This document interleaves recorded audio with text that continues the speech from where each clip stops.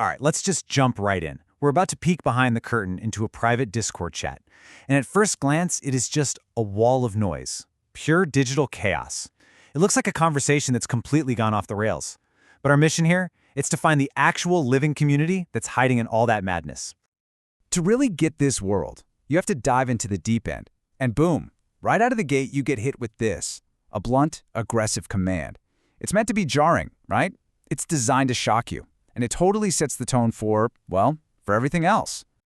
And then, just as you're processing that, this pops up. It's not a typo. It's just nonsense. Pure word salad presented as a person's name. The goal here seems to be to throw you off balance, to make you ask, am I even supposed to understand any of this? And the hits just keep on coming. Here's this bizarre all-caps demand. There's no context, no explanation. It's just this urgent, random request shouted into the digital void. Why a hand picture? Who knows? And that's kind of the point. And just when you think you might be getting a feel for the rhythm, this little nugget of social commentary drops in from what feels like a totally different universe. By now, you're probably completely lost. And honestly, that's the intended effect. So this brings us to the big question, right? Is this whole thing just a bunch of people mashing their keyboards? Or is there actually a method to the madness? That's what we're here to figure out. Let's peel back the layers and find the truth buried in all this chaos. Okay, first things first. To understand any group, you got to learn the language. And believe me, this chat has its own unique dialect, built for speed, inside jokes, and, well, chaos.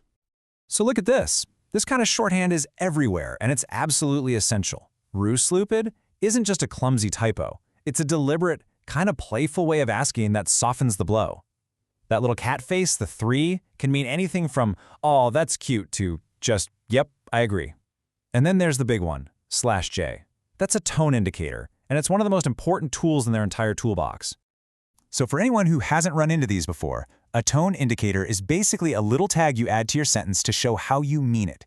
And think about it, in a place where someone can type, consider suicide, and mean it as a joke, you absolutely need a way to make that clear. So things like /J for joking or /SRS for serious, they're not just helpful, they're vital. They're what keeps the whole thing from collapsing into one giant, angry misunderstanding. But it's not just about the words they type. Not even close. A huge part of the conversation is what they share. The media, the memes, and weirdly enough, how they constantly mess with the server's AI. I mean, just look at this breakdown. A massive chunk of this chat isn't even original text from a person. It's this constant waterfall of reaction GIFs, links to YouTube videos, and people poking and prodding the AI bot. This isn't just background noise. This stuff is the conversation. And that brings us to this phenomenon I guess you could call bot baiting. Check this out. A user isn't talking to another person here. They're talking to Clyde, the server's AI, and they're deliberately trying to provoke it. They're poking the bear just to see what happens. And, well, this is what happens. The AI, which is clearly not programmed with the usual corporate safety nets, just spits out a raw, unfiltered slur. For the people in this chat, getting a machine to do something this shocking is itself a form of entertainment. It's a game. And this is what makes the bot so fascinating. It's got this wild split personality. One minute, it's producing something absolutely horrific, and the next, it's giving you this super bland, HR-approved response. You'd think this inconsistency would be a bug, but for this community, it's a feature. The bot becomes this unpredictable character that everyone can mess with together. So that brings us back to all that over-the-top aggression we saw at the beginning. We have to start looking at this less like genuine hate and more like a kind of social performance. I mean, get a load of this insult. It's so extra. It's almost poetic in how vicious it is. This doesn't sound like something someone just fired off in a fit of rage, right? It feels practiced. It feels like a copy-paste, a block of text that gets passed around and used for dramatic effect. It's the performance of anger, not necessarily the real deal. And really, the biggest clue is just how often you see stuff like this. The sheer volume of it. When every other message is some extreme threat, the words start to lose their power. I will dox you or kill herself become like punctuation. It's just a way to express frustration or even just to be loud. It's how they build this in-group identity that's all about shock value. But okay, here's the twist. underneath all those layers of irony and performance and weird inside jokes, there are still real people in there. And if you squint, you can actually see these surprisingly normal human moments pop up in the middle of all the madness. Okay, let's go back to this one for a second. I will dox you. We just talked about how this is probably performative aggression. And standing on its own, it sounds pretty terrifying, like a genuine attack.